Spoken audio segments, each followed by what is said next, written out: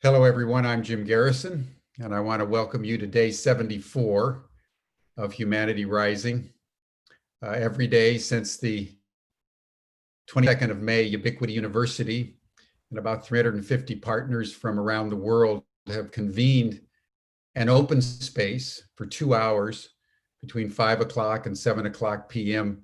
Central European time so that people from all over the world can come together and share their experiences as we all navigate through this extraordinary pandemic, take counsel together as to how we can enhance our strategic effectiveness so that we can really make a difference in the post-pandemic world, how we can shape new mindsets, knowing that the consciousness that produced the problem can't solve the problem, and how we can amplify solutions that many of us are implementing on the ground locally or in our communities. It's been an extraordinary journey for all of us in this unprecedented event, which very sadly shows no sign of abating. Just in the news today, there was further information that many countries now in Latin America and Africa, increasingly in Asia, are experiencing additional cases. The government of Victoria in a province in Australia has declared a state of emergency. The United States is expecting essentially unlimited growth in COVID over the next several weeks. And the scientists are saying that the pandemic is essentially uncontained. We have a real issue that is ongoing that's causing not only lockdown, not only social distancing, not only the disruption of our economies, but increasingly real hunger and real starvation in countries, particularly in Africa, which were already on the brink before the pandemic, really struggling at the level of basic human survival. So this pandemic continues to be real. It continues to be debilitating. It continues to challenge all of us with how we keep our livelihoods together, our institutions intact as we move through this thing. We've covered a range of subjects. In the last couple of days, we've talked about leadership. Yesterday, we heard voices from the elders of the indigenous peoples in North America. Today, we want to explore one of the powerful forces in the world, and that is the power of brands. You think of Apple, you think of Nike, you think of Google, CocaCola, Trump, Adidas. These are powerful brands that elicit strong feelings one way or the other, loyalties. And the rise of brands has been one of the phenomena that has characterized really the last 30 to 40 years of first American and then world economic history. Naomi Klein, as many of you know, has talked a lot about brands in her famous book, No Logo, and her most recent book, No Is Not Enough. So we want to look at brands. We've done a lot of investigation of how companies are dealing with the pandemic, how communities, how cities are dealing with the pandemic. And so we're delighted today to be able to welcome David Hopkins, who has a lot of experience in this matter, who is the Director of Business Development for the company Sustainable Brands. I've gotten to know David as the result of Humanity Rising, and he and Matt and I had a very energetic conversation a couple months ago now. And I was so impressed with you, David, that I thought it would be good today to just be in dialogue with you about what you know about brands, how brands affect our lives, how brands can become sustainable. And so let's dig in. And first, why don't you just further introduce yourself and tell us how you became so fascinated with the power and sustainability of brands. Well, thank you, Jim. It's such an honor to be here with you all today, and just sending some love and care out to everyone on the call today, and to all of your loved ones who are so close to you. First and foremost, that's why we're all here, is to be reflections of that for each other. And Jim, for me, it is a deeply personal journey. I felt quite torn growing up as a young man who looked at the world and saw systemic challenges and wondered, how could we do more to address these issues? I drove through one of the poorest neighborhoods in San Francisco called the Tenderloin District every day for 9 years between the ages of 5 and 14 years old, and saw homelessness and poverty and drug addiction and the sex trade, many intractable issues. As a boy at the time, I couldn't quite wrap my head around them. They seemed beyond my comprehension, except that I was aware there was inequality and injustice to that reality of being able to go to a school where I had privilege. And it wasn't until I was a bit older, in my teen years, that I got a scholarship to go live with family in Greece. And we were doing service work in Greece, building a plaza in a small village called Rizahori. And it's near Thessaloniki, up towards the north. And the family who took me in treated me like I was their own son. And they treated me as if they had known me my entire they had known me my entire life. And it changed the way that I looked at how we're all interconnected. And at that same time, I was studying a lot of the works of environmental activists, and I was watching the news. And it seemed that there was a disconnect between the challenges that we see around us and that are in the news with what we study in the classroom and how our education system is built. And I had maybe pointed the finger at business at times as being a part of the problem and the quote unquote the bad guy, as global multinationals have contributed to some of these challenges we face today. And then it wasn't until fast forward then in my very early 20s, still as an undergrad at Middlebury College in Vermont, when there was an opportunity to combine the passion that we felt to make a difference in the world with what we were studying in the classroom. And that is when I said, I want to work at the intersection of business and justice, and that the two are not mutually exclusive, and that what we do here in this part of the world affects the other part of the world. And the more that we can see ourselves as interconnected, and the way we can see our purpose in this world and the careers that we choose and how we vote with our dollars, makes tremendous difference in the marketplace. And so I've had a bit of a journey career-wise since then. I co-authored a book on social entrepreneurship, which came out in 2008, called The Tactics of Hope: How Social Entrepreneurs Are Changing Our World.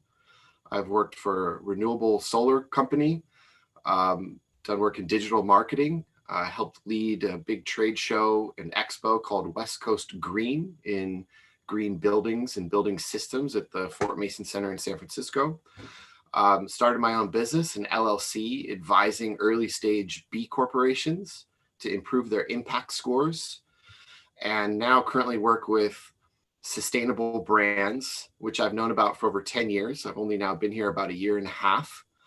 And my job is to work with both large corporations and disruptive startups, as well as NGOs and academic and educational institutions alike, to come together and to address these issues no longer from the outside in, where we're waiting for government regulation and compliance, but from an inside out approach through the private sector and through the very powerful lever of the market, and how to do that in a way that is more sustainable, socially just, and even spiritually fulfilling at the same time. And so that's a little bit about my journey. Fantastic, fantastic. Let's talk a little bit, David, about the history of brands and how, what in your experience, what goes into making a powerful brand? Well, that's a great question, Jim. I think we have to look at the definition of brand to answer that. A brand, so often, I think, through our perception, might be defined as what a brand says they do, how they market and advertise what they do. And so a brand becomes more about perception than reality. The way we define brand at Sustainable Brands really turns that on its head and says a brand is how you do what you do and why you do it. And only then can we talk externally to validate and verify the authenticity of what a brand does. So a brand is, it's our operations, it's our supply chain, it's how we treat our people, and then it is how do we tell the story of what we do and why we do it. So Sustainable Brands also defines the word sustainability in a bit more open way than just environmental sustainability. We also define sustainability by social justice and by equity and inclusion. And so it's both the social as well as the environmental aspects of sustainability that define a truly sustainable brand, which is an aspiration. It's very difficult in the way that our capitalistic system is designed and built to be a truly sustainable brand, which doesn't mean just good enough. It actually means net positive. It means regenerative. And that's the next phase of the business evolution that we're all a part of. Is sustainable brand means giving back more than we take. And so that's how we would define a truly sustainable brand.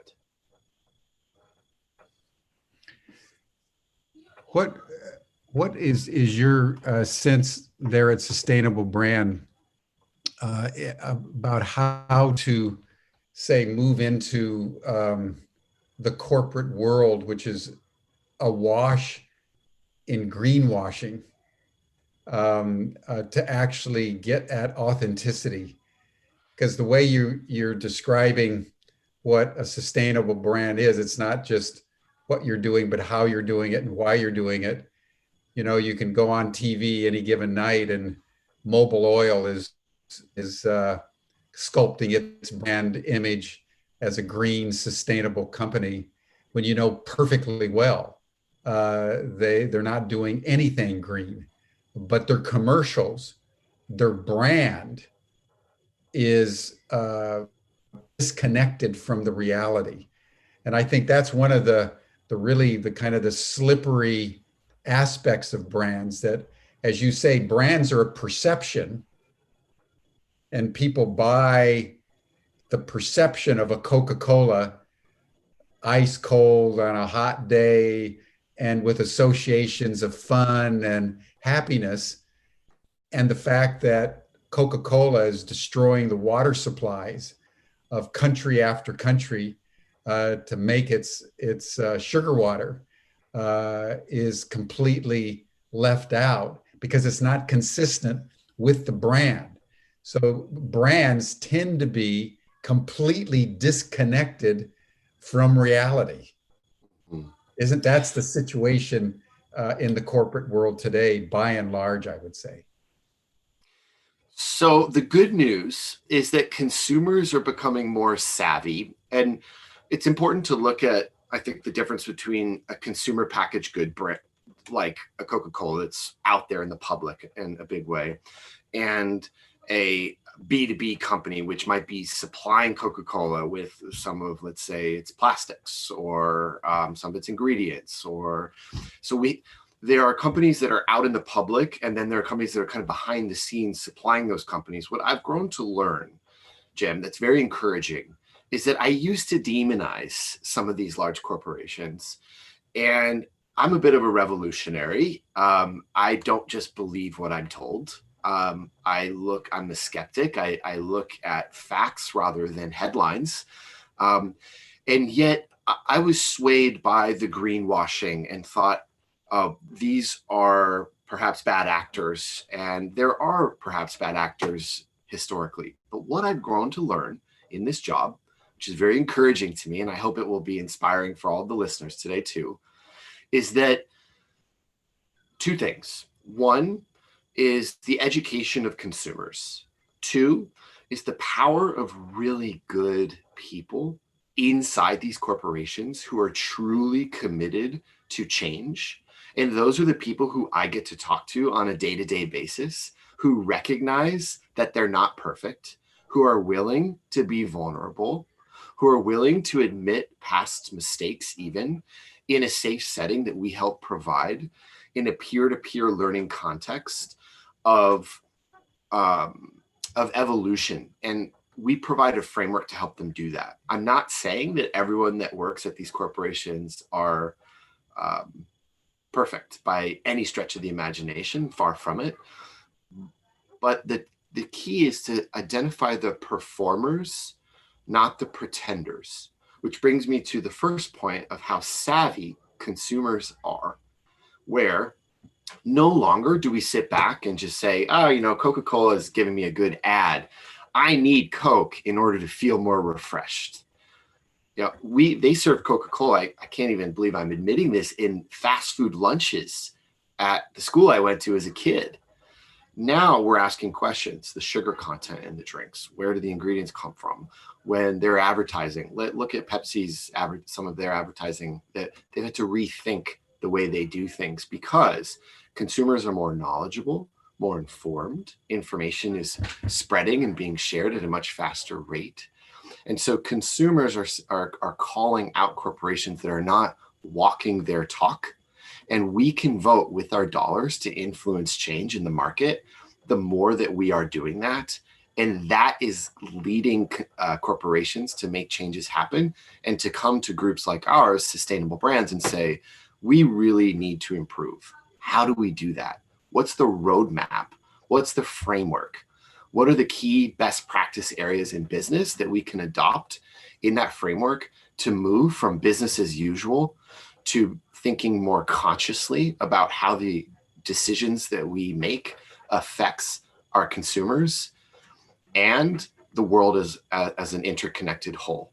And that's the state that we really want to get to. So I could go into those frameworks that we provide if that would be helpful.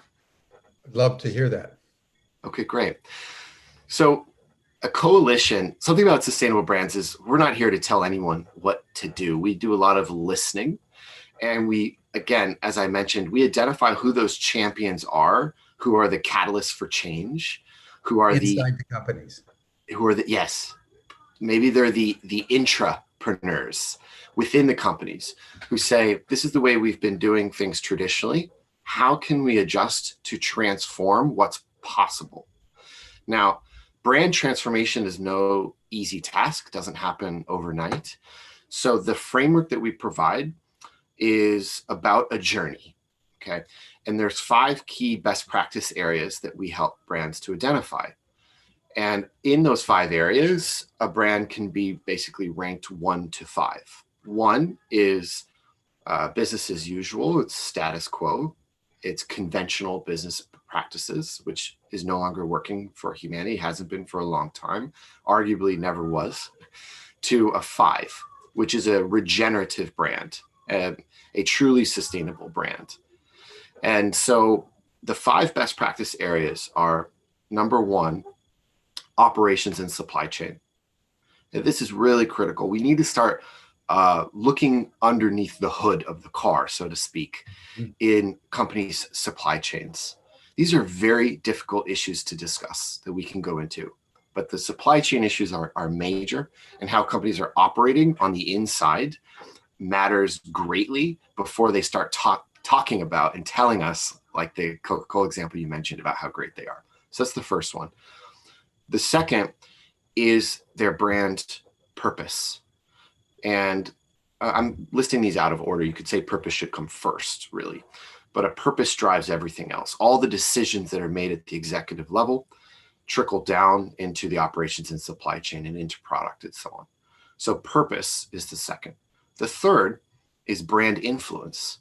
How does a company like Patagonia, for example, which made decisions not to use certain dyes or types of cotton, or decides to get actively engaged in legislation, exert brand influence on the entire apparel industry? You can see groups like Beauty Counter, who's been a member of Sustainable Brands, do this as well in the cosmetics industry. So brand influence is the third. The fourth are products and services. So you could be a solution provider or a consultant. How do you offer those services in a good way, and to whom? How do you, if you're a manufacturer, how do you build those products? Where do you source your ingredients or your, again, coming back to supply chain? And the fifth is governance and transparent governance. That's compensation issues, it's equity, it's DEI issues, diversity, equity, inclusion at the board level, all the way down. And how we rank across 1 to 5 in those 5 categories is a matrix, basically. So you might be a 2 in products and services, but a 4 in governance, meaning you have a very happy workforce, people love showing up for work, but you have some improvements to make in how you build your products. So anyway, we provide what's called the brand transformation roadmap that helps brands assess where they are on that journey. And then we help them look at what steps to take to improve that. Now, we're not consultants. We have an ecosystem of solution providers that we help them with. And just to give you one example, Jim, one of my clients is the Forest Stewardship Council, FSC. You can see it on the Kleenex boxes that we use and any paper products. If it's FSC certified, it means that those forests have been responsibly stewarded forests that are better for the planet than those that may be tearing down rainforests that should, old growth forests, and especially in lands run by indigenous people. And so FSC works with indigenous populations to make sure that those forests are responsibly grown and the products from there are harvested. So that's just one example of how we'll make an introduction to groups like FSC for brands that can improve their commitment in one area of the brand transformation roadmap. And I can give you many examples like that of groups that we work with. Does that help? Yeah. I'm just noticing the chat that there's a very active chat conversation around Coca-Cola and sugar water and whether taxing sugar water, sugar drinks actually makes any real difference.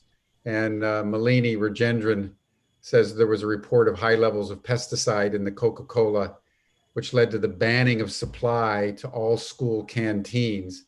It also led to research into the use of pesticides in sugarcane farming in India and the excess mining of water from agricultural zones. There's no way that Coca-Cola can provide any health or nutritive value to the consumer. What do you do from the point of view of brand, David, for a company like Coca-Cola, who's kind of guilty of all these things, isn't really interested in stopping, but nevertheless wants to produce a brand that makes people happy while they're drinking a Coke? I mean, how would you come into that contradiction? Well, I'm a little bit of a philosopher, I should say. So um, I share that because I love this notion that we can't sell you anything that you don't already have. So it's really comes from this notion that advertising and marketing has traditionally tried to exploit perhaps fears, insecurities, uncertainties, to say that you, consumer, plus product equals a better you, right? You and the car, you need the car in order to get the girl, or you need this product in order to feel more clean with the deodorant you use, in order to not be worried about raising your hand in class, right? We've all seen these commercials. There's so many of them. Um, or companies which will advertise something that maybe they have their own deficiency in. For example, a fast food chain talking about how fresh their food is. So we always see brands trying to overcome perception by redefining public perception of Yeah, maybe where their own insecurities are, or where the fears and insecurities of their consumers might be. Does that make sense? yeah, yeah.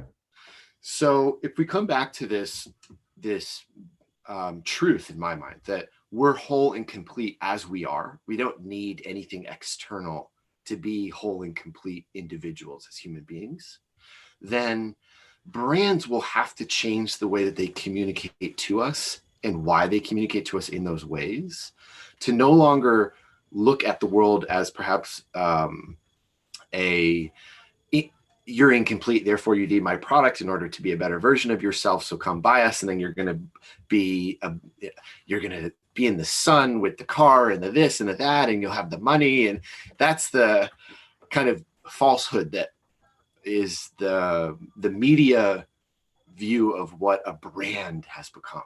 Okay, so to then answer your question, okay, what if we vote with our dollars every time we make a purchase? And I don't believe anymore in today's world that there's consumers who are truly fooled about what's in a soft drink, about the sugar content. It's on the back of the can. It's not a secret. So how do we educate consumers to make better decisions for themselves? It does no good to point the finger at brands as the bad guy. It doesn't accomplish anything. It's actually taking responsibility off of ourselves as individuals. Self-awareness is the key. Believing that we are whole and complete as we are is the key. Brands will adjust. Brands are a reflection of public opinion. It's not the other way around. We've gone to think brands are so all-powerful because we've given them that power. Brands don't define culture. They're a reflection of it. So how do we adjust our socioeconomic, our sociocultural trends through individual action to change what we demand of the nutritional content of our consumables? And there's a number of ways. One of my clients I'll just give a shout out to is a company called Tetra Pak, which makes recyclable cartons. So the almond milk that you drink is probably made with the Tetra Pak, or the green soup that I have, or the watermelon juice I have, right? And it's 100% Forest Stewardship Council custody forests that go into the Tetra Pak containers. Now, Tetra Pak has not been a perfect company by any stretch of the imagination either, but they are saying we recognize the importance of packaging and to make what's printed on that label as clear as possible. And when consumers demand that and vote with our dollars, brands will have to adjust. And we can pull consumers and brands together into a new era of doing business, which is about openness, it's about transparency, it's about education, and it's about calls to action that are positive, rather than, as I mentioned, playing on our fears and our insecurities as the way to sell something. That's no longer the world that we want to live in. Mm-hmm. Now, Raquel Torrent is making a related point here. She's saying sometimes the problem is not only on the enterprise that sells the brand, but the legislation that doesn't really set the healthiest pathway. Yes. So that's another aspect of this, that the brands are staying legal within the letter of the law. Mm-hmm. And the legislation, therefore, which is another way of saying what you're saying, the public opinion is actually much more powerful in this matter than we think it is. What would be your Yes. comment on that? Well, I think we could apply this to a lot of what we're seeing with this, the result of this pandemic is that the human race, the rat race, the race to get ahead, to constantly look for that next best product, that next best thing that we must own, that we must buy to consume, is a part of the mental shift that we're making. The pandemic has slowed us all way down. It's allowed us to go within, to be self-reflective, to look at what matters to us. What are our values? And then how do I make purchasing decisions that are in alignment with our values, rather than just looking at what's being advertised to me? And so if we do that, we can also take more sovereignty and autonomy, and know our power is not with political leaders. It's not with political institutions. It's not even necessarily with, it's definitely not with brands. It's not with anyone outside of ourselves. It is truly a calling in, a remembering of our own individual sovereignty and autonomy to make these decisions. So the minute we outsource blame or anger or frustration on a system, on legislation, on our political leaders, on who's in office, on who's president, on who makes the products that are on the shelves in the grocery store, we're diverting our power away from our own energy centers onto something else. So again, Jim, I'm coming back to almost a philosophical notion of recovering our own sense of identity, and the power that we exert in the marketplace comes from a realization and recognition and remembrance of what matters to us most. And I bring that up because we've created a movement called, I shouldn't even say we've created. We listened to what the community of our brands wanted. And some of the brands that we have discussed are in this group. And I could tell you who those are. And there may be some of the listeners out there say, oh no, how could you include these brands in this? The name of the initiative is called Brands for Good.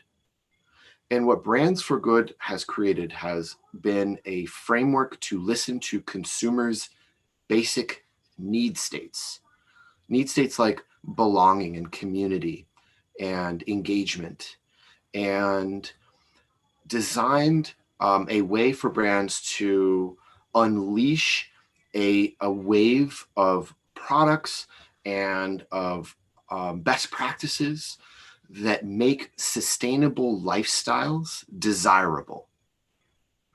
And what that means is we're not all tree huggers. We're not all dark green, forest loving environmentalists out there. Probably on this call we are. Your listeners are. But the average consumer is not there yet. And so what if every time we bought a product, we learned something about the natural world? We learned something about soil health. We learned something about renewable energy. Wouldn't that be neat if by making a choice in a product we were educated, and that we could repurpose our dollars towards what we value, and that we could show up in a way that was underlining the sustainable development goals by our market purchase decisions, the 17 UN SDGs.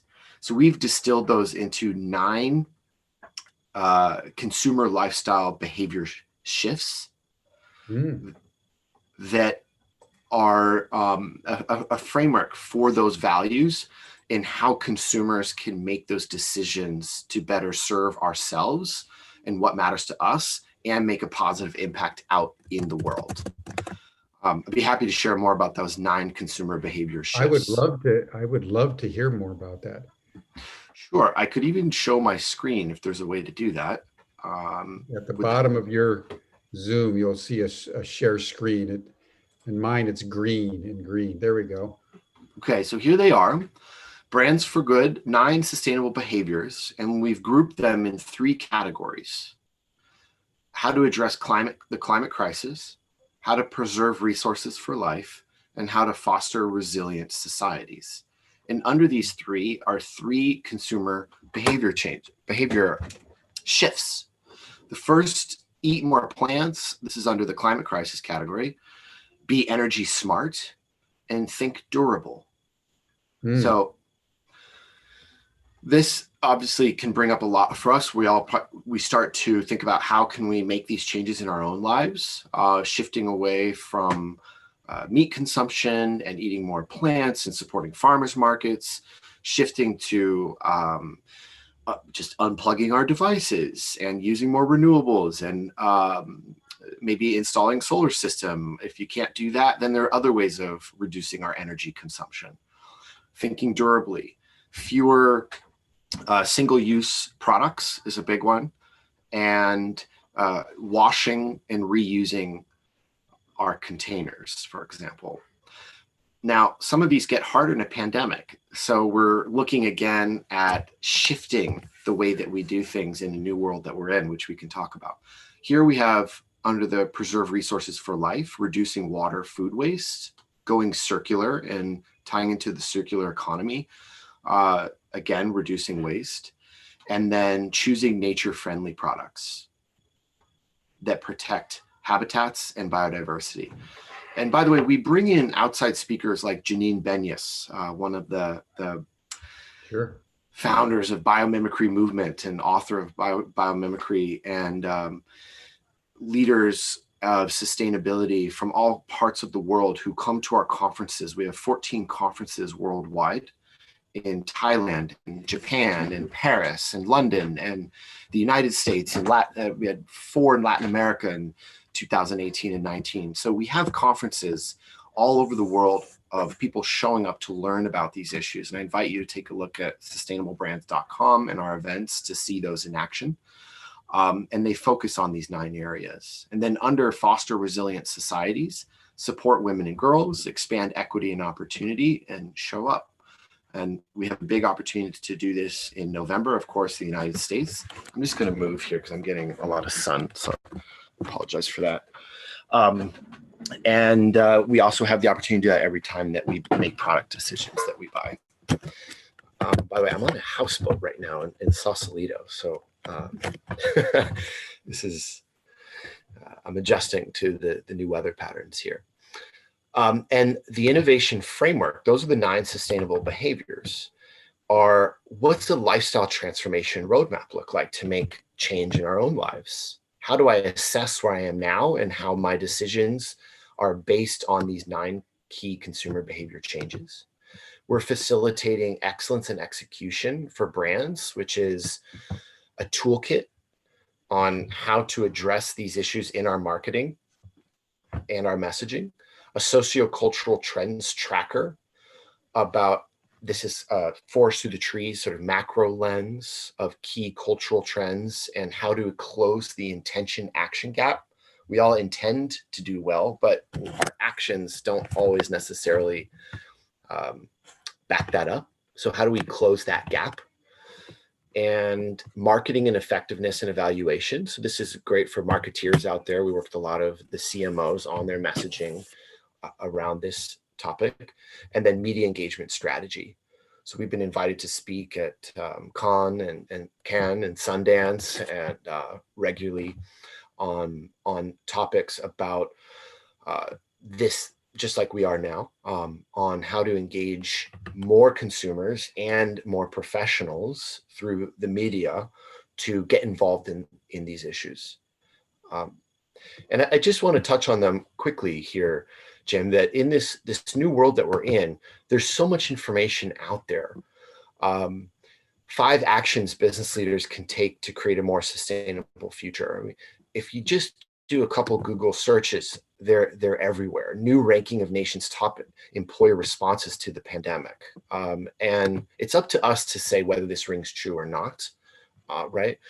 But responding to a pandemic with solidarity and purpose, the evolving power of corporate responsibility, what we've seen is that there's a resurgence of interest in sustainability, in the environment, the interconnected issues of a pandemic with the health of the planet, lowering carbon emissions. These are all interconnected, and this crisis is an opportunity to address them at the same time. They're not different and disparate issues. For example, our upcoming event, August 18th and 19th, is called Just Brands, Unpacking Racial Justice and Equity in Business. I would like to offer anyone on this call as a gift a comped tech ticket. They're normally between $200 to $300, and I'd be happy to extend my code to your listenership, Jim, if anyone on this call would like a comp ticket to this event as a gift, and thank you for attending. So this is how we're seeing these merging of issues and how consumers can get involved and make a difference and put some pressure on the brands to improve their act. Well, that leads to a question, David, and thank you so much for this. As someone who's done a lot of work with the Sustainable Development Goals, because Ubiquity University is framed by the 17 SDGs, and we've merged the SDGs into the 7 soft skills. So I'm fascinated by your kind of merging repurposing, the SDGs into those 9 categories. They feel absolutely right to me. And I think my question is, just given your own perception, as we move through the pandemic, is this making the corporations more willing to go sustainable or less willing to go sustainable as we traverse through this extraordinary moment? What's your experience? Unequivocally more sustainable. And we can look at different aspects of this. The first that we saw was the historical drop in demand for oil and fossil fuels. We had tankers full of oil not having a port to pull into to unload and driving and floating around the oceans, and peak oil, whether it's here or not, and we could talk about that's a separate question. I'm working with one of the largest oil producers in the world to shift their practices back to renewable energy because they realize they need help. And if we say we can't help you, they might just continue business as usual. But if we extend and we say, traditionally, we may have not worked with you in the past, you're now demonstrating a real interest and a commitment to your renewable portfolio of clean energy from the sky, from wind, from solar, from wind, maybe some hydro. And how can you shift to how you do what you do as a traditionally extractive business to a regenerative one? That's one of the worst case scenarios, okay? Just to give you an example. In other areas, I see every day I'm having conversations with chief sustainability officers at large corporations and small startup disruptors who are saying, we're getting more business than ever. Hospitality and travel, pretty hard hit, right? But packaging is an issue where we're ordering more boxes to our homes than ever. So packaging is coming up every day in where do we source our substrates? Where does the paper in the box come from? How can we be more responsible in the packaging issue? So there's new problems that we're improving old problems that have always been there. And then there's new problems that are popping up. But to give you some examples, I have a client called Ocean Works, which is pulling waste out of the ocean and turning those into commercial products that are building, let's say, credit card readers with PayPal, for example, is one of their clients. um, or YKK the zippers, our pant zippers that are made out of recycled, repurposed ocean plastic waste. I have another client that is taking dairy farm waste and food waste and turning that into electricity for all of the Whole Foods in Massachusetts. Also, my alma mater in Vermont has just signed a contract with them. That's called Vanguard Renewables. I have another client that is taking methane, capturing methane and turning that into commercial products. So the innovation that we're seeing is exploding, and necessity is the mother of invention. So arguably the crisis that we're facing is creating more innovation, and it's not being told in the news. We're not seeing this on CNN or, of course, not Fox, Right. but it is happening. And I feel blessed to be in a position to hear these stories from the entrepreneurs themselves or from the intrapreneurs within these large companies who are committed to making these changes. And the pandemic has accelerated the awareness for the need, where ESG, environmental social governance rankings, are being looked at by institutional investors. You have Larry Fink, the head of BlackRock, who is one of the biggest investors in the world, putting pressure on their portfolio companies to prove that they are on the forefront of ESG. Otherwise, they will not get that capital.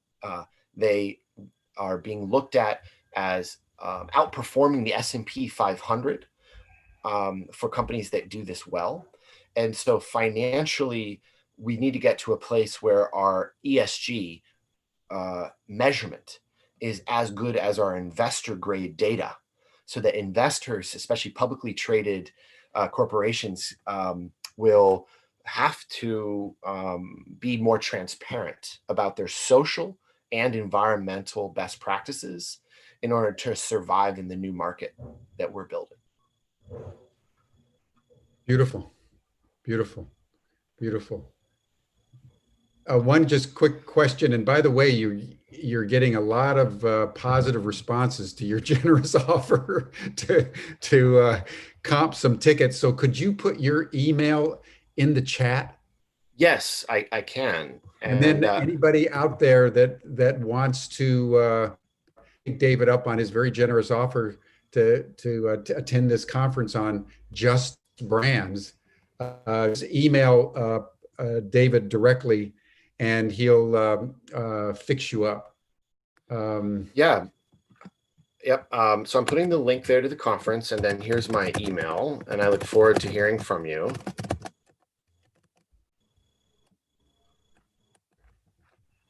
Did that go? It didn't. Yes. So the I'll last put it in the chat main chat. It was just the is panelists G chat. 1 second. Hopkins at sustainablebrands.com. Yes, thank you. D Hopkins at sustainablebrands.com. Thank you, Jim. So all of you who are interested in being his guest at the Just Brands conference coming up on the 18th, just be directly in touch with David.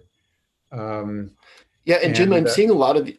There's a lot of these questions as well that we're seeing here, and I'd be happy to bring in some of the incredible people I get to talk to and work with every day who are working within the brands to address some of these issues, whether it's in banking and finance. And we have conferences and events on our website that can address a lot of these. But if there's further interest, the Forest Stewardship Council, the big brands, small startups, I'm connected to a lot of these thought leaders. And so if there's further interest, we'd always be welcome. I'm inviting myself back, aren't I? So just keep that in mind. Well, David, I'd like to take you up on that. I'll be in touch with you directly. Sure. But I think this brings us to a really positive, uplifting conclusion of our dialogue today. So I really want to thank you for your generosity in appearing. I would definitely like to have you convene a whole session where we can go into these things more deeply. But you can see from the chats that people are inspired by what's happening. And I think that's important on a otherwise dreary news day about the pandemic, escalating, not getting better in more and more countries, to know that behind the scenes, out of the news, around the corporate board rooms and workspaces, people are making the kinds of decisions day by day that are bringing sustainability into the world of business, which is reflected in their brand. And so I really want to thank you for taking the time today. It's been, and I really, in particular, I love this fusing of the SDGs into these 9 innovations, because I think you've hit the nail right on the head, and it's very inspiring. And I think we could all learn from that, because the SDGs can sometimes be abstract and Yes. kind of political, but you've brought it right down to the living room and the dining table. And I think what you're consistently pointing to, David, which I think in some ways is the bottom line, and we've had other speakers in the course of Humanity Rising make the same point, that the strongest group in the world, stronger than governments, stronger than the biggest companies, is the consumer. Yes.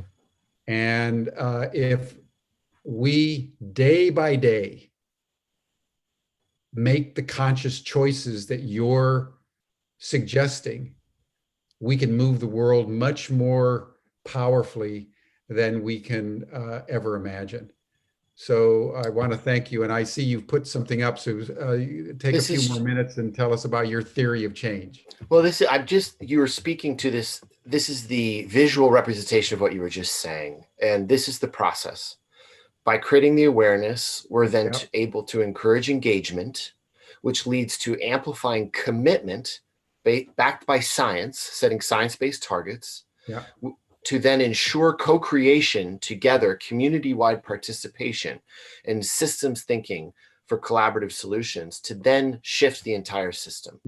So this is our theory of change as a media, news, membership, and live events company, 100% committed to a regenerative presence on this planet, and how business is the #1 driver of change due to the amount of resources and energy that goes into the markets that we've built, for better or worse. So to shift the system, we need us all on board. Thank you so much for having me, Jim.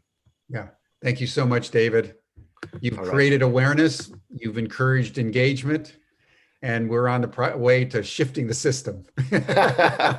Excellent. Well, it's a great honor and gift to be here. Thank you for including me. I'm such a big fan of your work. And thank you to everyone for your active participation and engagement to co-create and shift the system together. Thank you. Thank you, everyone. And then we'll meet again tomorrow, same time, same station, 5 o'clock to 7 o'clock p.m. Central European Time.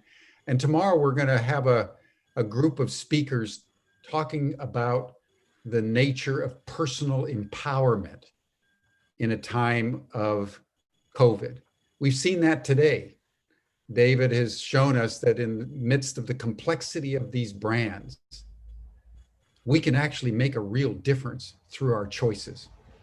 So I'm feeling more empowered, and we're going to have more empowerment tomorrow for day 75.